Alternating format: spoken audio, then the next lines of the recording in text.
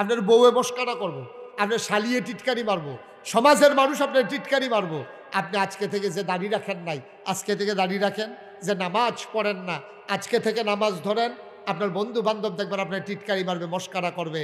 আপনার ওয়াইফ যার সাথে সংসার করতেছেন, জীবনের বিনিময় ভাগ করে নিয়েছেন, জীবনের স্বাদ আহ্লাদ আনন্দ ফুর্তি ভাগ করে নিয়েছেন, দেখবেন টিটকারি মারা শুরু হইব। আপনি আজ নামাজি হন, আজ দাঁড়িয়ে রাখেন, দেখবেন কিছু কিছু মানুষ আপনি টিটকারি মারবে, কেউ ভালা মুসল্লি দি তোমার বউয়ে, তোমার দেখবার টিটকারি মারবো।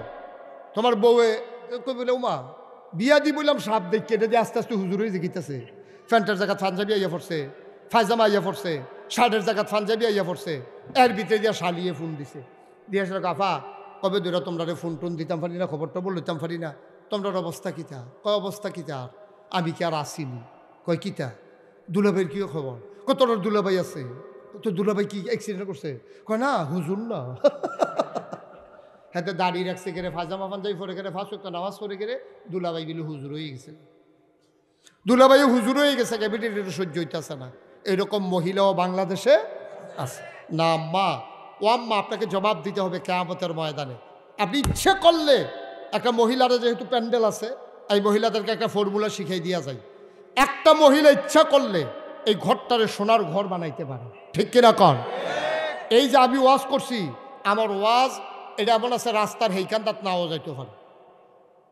ওয়াজের জায়গাত রয়েছে, এবার বাড়ি সেরে লগের বেড়ারে কইতেছে হুজুরে কত কথাই কইব, এটা হুন্ডা ফাড়া না বিড়িটা দে, এবার বিড়ি ধরে ফুয়ার লগে ওয়াজ উড়াই দিতে আছে। কিন্তু বেড়ি এটারা তো সব বেড়াই ধরা। আজ্য যদি আমি আজকে এই যে কনকনে ঠান্ডা, যেই বেড়াইতে নামাজ পড়ে না, মহিলা ইচ্ছা করলে আজ্য নামাজ পড়াইতে পারবো। আজ্য যখন আসার টাইমে আপনারা ঘরে যাইব, যদি এবিডি জিগা নামাজ পড়ছেন নি, তো না নামাজ তো পড়ছি না, কইব নাকাইশের হুজুরে কইয়া গেছে বেনা মেজিরে রান্দা বাইরা খাওয়াইতাম ফারাম, যেহেতু বয়স হয়ে গেছে গা, কি ওরা ওহন্দার যাইম কো বাচ্চা কাচ্চা হইয়া গেছে গা, রান্দা বাইরা খাওয়াইতাম ফারাম। তবে এক লগে আর থাহাই হইতো না, এক লগে হতি বন্ধ। দেখবেন যে এবারে আরে কিতা কইতা পারো না, না বারান্দার যেখানে আপনার বালিশ লইয়া, আরে বারান্দার যাই কি তুমি শীতের ভিতরে বারান্দার যাই কি বারান্দাতে, কয় কে রে? নাকাইশের হুজুরে কইয়া গেছে বেনামাজির লগে আমার আজ্জার থেকে আর মধুর সম্পর্ক রইল না, সাইডেও যাইতাম না, তবে আর ফাইলেন না আর কি আমার দেহা। এই দেখবেন কিন্তু এই যে আনন্দ ফুর্তি আর ভালোবাসা হৃদয়তা, এটা থেকে আজকে থেকে বঞ্চিত। বেড়াই করবো নামাজের লেগে এই কথা, আরে নামা জানোস দাদা। দাউদকান্দি মাহফিলও গেছিলাম, জায়গার নাম হইল সফারা। মাহফিল করে আমি এই ফর্মুলা দিয়ে আইসি পরে আমি শান্তিনও আইসে সরতাম পারছি না, হ্যাঁ ফোন আইসে, কয় হুজুর আপনি কি আগুন লাগাই দিয়া গেলেন? আমি কই কি আগুন? কয় ঘরে ঘরে ঝগড়া চলতে আছে। আমি কই কি লইয়া? কয় সব নামাজও খেয়ে লইছি। আমি কই ঝগড়ার কি আছে? কয় আমরা তো জানালার কাছে দেখে রইয়ে শুনতে আসি, চাচায় চাচিয়ে কথা কাটাকাটি চলতে আছে। চাচিয়ে কইছে বারান্দার যেগান বালিশ লইয়া, এবারে কয় নামাজ লইয়া এত কথা তো পড়েনি নামাজ। কয় হুজুর এবার বিড়ি টান তো লইছিল, বিড়ি ডেটে দিয়ে হালাই কয় জানামাজ ডালো, যায় নামাজ দিয়া এবারে বিছাইয়া নামাজ পড়তে আছে, আসার নামাজ। বউ জিজ্ঞাসা অজু আসেনি? কয় না অজু তো নাই। হুজুর আপনি কি আগুন লাগাই দিয়া গেল? অজু ছাড়া সব নামাজও করে লিছে। আমি আরে কফর্ত কো অজু ছাড়ে ফর্ত ক অভ্যাস কাম লাগলে লাস্টে দিয়ে গোসল করে লাগবে কি করবো ফর্ত ক। ইচ্ছে করলে আমার মা ও আমার বোনেরা, আমার মায়েরা, আপনাদের দায়িত্ব আছে আম্মা। ইচ্ছে করলে সংসারটা সোনার সংসার বানানো যায়, একটা সেকেন্ডের ব্যাপার। আপনি আজকে আপনার সন্তানকে বুঝে এতবার মোবাইল ছেলে কেমন আওয়াজ শুনবেন? দুইটা হয় না একবারে। আমিন কন, জোরে কন আমিন। তো যেই কথাটা কইতাম ইসলাম যে এইবার ইচ্ছে করলেই, হ্যাঁ ইচ্ছে করলেই আপনার সম্ভব। আমার মায়েরা ইচ্ছে করলে সন্তানকে নামাজি বানাই ফেলতে পারে, ইচ্ছে করলে স্বামীকে নামাজি বানাই ফেলতে পারে।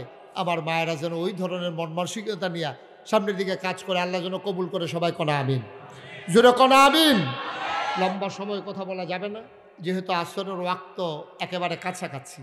আমি শুধু একটা কথা বলি, এই যে নাগাইশের মুশতাক ফয়েজি সাইডি দিয়ে দেখছেন পীর সাহেব, এই পীর সাহেব লেখা দেখছেন, এটা আমার আব্বা ইন্তেকাল করেছেন 85 সালে, আমার আব্বা দাদা ইন্তেকাল করেছেন 98 সালে। মাঝে 13টা বছর, কয় বছর?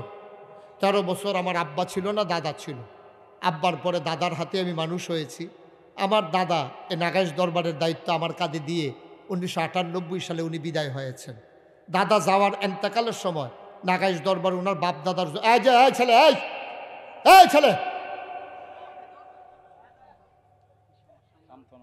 কারবার দে অহন করে হাজবত জেলখানা সব দিয়ে একলোকে দেখা দিছে মারহাবা কর। আমার দাদা এন্তেকালের সময় মাত্র 9 শতক জায়গা, কয় শতক? 9 শতক জায়গা নাগাইশ দরবারে রেখে গেছে।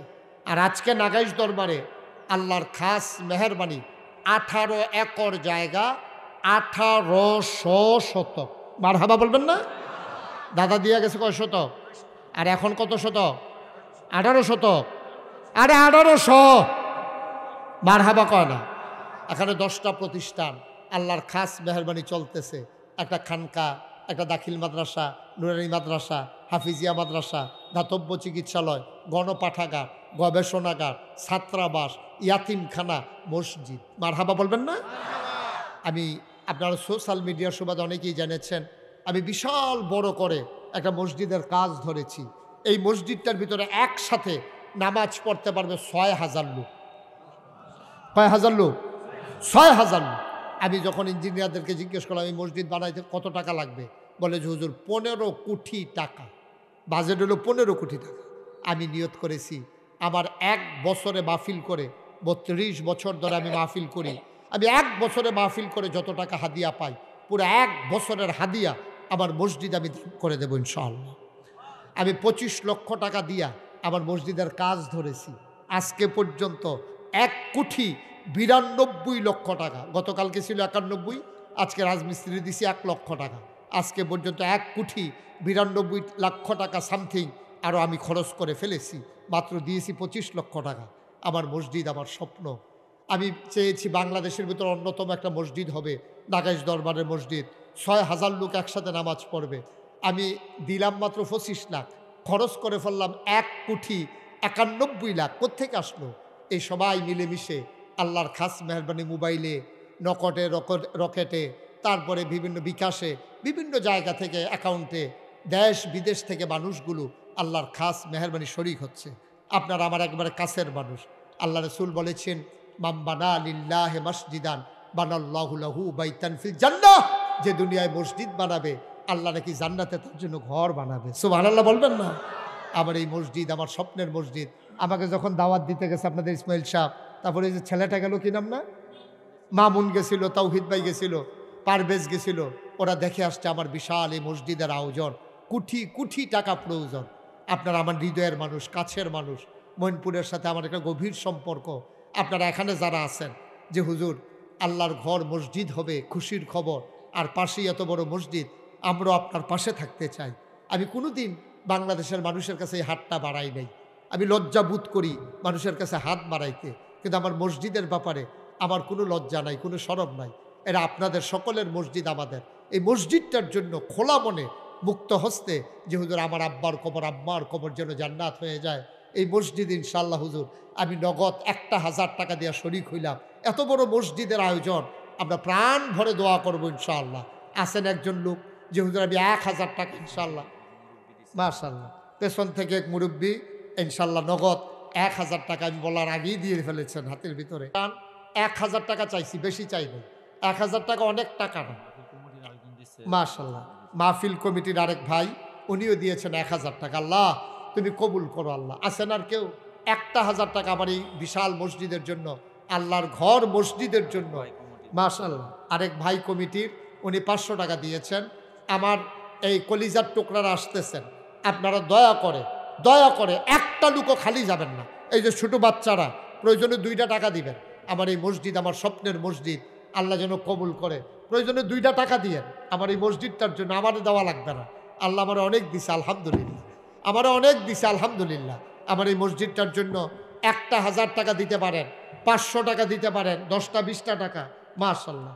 আমার চেয়ারম্যান সাহেব অত্যন্ত কাছের মানুষ, পাশে বসে বসে এইভাবে কথা বলার আর সুযোগ পাই নাই। আজকে অনেকগুলা কথা বলে ফেলেছি। আমার চেয়ারম্যান সাহেব নগদ 5,000 টাকা দিয়েছেন। মারহাবা বলবেন না? আমি বলেছিলাম চেয়ারম্যান সাহেবকে একদিন যে এমন একটা চেয়ারম্যানই করবেন যেন আপনার মরার পরে মনপুরবাসী কাইমপুরবাসী যেন গৈড়াইয়া গৈড়াইয়া কান্দে যে একটা চেয়ারম্যান হারাইলাম। এইরকম একটা জিন্দিগি করে যাবেন ইনশাল্লাহ। এই কাইমপুর ইউনিয়নে একটা দৃষ্টান্ত যেন স্থাপন করতে পারে আমার চেয়ারম্যান। সবার কাছে আমি দোয়া চাই, সবাই কোনা আমিন। মাশাল্লাহ। আচ্ছা, বিকাশ নাম্বারটা অনেকে চায় না। বিকাশ নাম্বারটা যারা নিতে চান তারা একটু মোবাইলগুলো বের করে উঠান। আমার যে বিকাশে আপনারা ইচ্ছে করলে টাকাটা পাঠাইতে পারবেন। এখন যাদের হাতে টাকা নাই ইচ্ছে করলে বিকাশে পাঠাইতে পারবেন 01705 1000। মাশাআল্লাহ। 01705 289851। আমি আবার বলতেছি, হ্যাঁ, 01705 289851। এটা আমার বিকাশ নাম্বার। এটাতে পাঠাইলে আমি পেয়ে যাবো ইনশাআল্লাহ। আপনাদের জন্য দোয়া করি এবং আমরা সবাই মিলে আজকে একটু দোয়া করব। এই গেছিলা ভিতরে একটু দ্রুত সবাই মিলে 10টা টাকা 20টা টাকা 50 100 10 2টা টাকা হলেও দিয়েন। খালি যাইয়েন না, কেউ খালি যাইয়েন না, 2টা টাকা দিয়েন। আল্লাহ ঢাইলা দেবে ইনশাআল্লাহ, আল্লাহ দেবে, নিয়া কুলাইতে পারবেন না। আমার প্রিয় চেয়ারম্যান, আমার অত্যন্ত আদরের, আমার কাছের মানুষ জনাব ইখতিয়ার আলম রনি ইনশাআল্লাহ আমাদের মাঝে উপস্থিত হয়েছেন।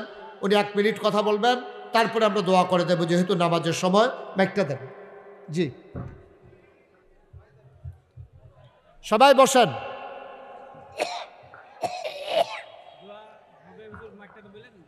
বলছি আউযু বিল্লাহি মিনাশ শাইতানির রাজিম। বিসমিল্লাহির রহমানির রহিম। মনপুর নূর মদিনা মসজিদ ও নবীন প্রজন্ম পাঠাগারের উদ্যোগে আজকের এই তাফসীরুল কোরআন মাহফিলের প্রধান বক্তা আমাদের অত্র এলাকার অত্যন্ত সুপরিচিত বিশ্ববরেণ্য আলেম জনাব মোস্তাক ফৈজিদি সাহেব, নাগাইল দরবার শরীফ। আজকের মাহফিলের বিশেষ বক্তা আমার অত্যন্ত কাছের এবং অত্যন্ত প্রিয় একজন মানুষ, তৌহিদ ভাই। উপস্থিত সম্মানিত মুসল্লিয়ানে কেরাম, আসসালামু আলাইকুম। আসলে এই আমাদের পীর সাহেব এতক্ষণ যে বক্তব্য রেখেছেন, ওয়াজ করেছেন, আমরা শুনেছি মনোযোগ দিয়ে। উনি শেষ পর্যায়ে ওনার একটি স্বপ্ন মসজিদ নির্মাণের লক্ষ্যে আপনাদের কাছে সহযোগিতা চেয়েছেন। আপনারা যারা সহযোগিতা করেছেন আপনাদেরকে ধন্যবাদ জানাই। আর এই যে উনি ওয়াজ করেছেন, আমাদেরকে কুরআন ও হাদিসের আলোকে